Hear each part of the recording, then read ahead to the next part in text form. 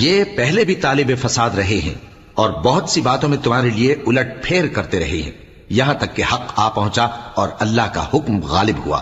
اور وہ برا مانتے ہی رہ گئے۔ اور ان میں کوئی ایسا بھی ہے جو کہتا ہے کہ مجھے تو اجازت ہی دیجیے اور آفت میں نہ ڈالیے، دیکھو یہ آفت میں پڑ گئے ہیں اور دوزخ سب کافروں کو گھیرے ہوئے ہے۔ اے پیغمبر، اگر تم کو آسائش حاصل ہوتی ہے تو ان کو بری لگتی ہے، اور اگر تم پر کوئی مشکل آ پڑتی ہے تو کہتے ہیں کہ ہم نے اپنا کام پہلے ہی درست کر لیا تھا، اور خوشیاں مناتے لوٹ جاتے ہیں۔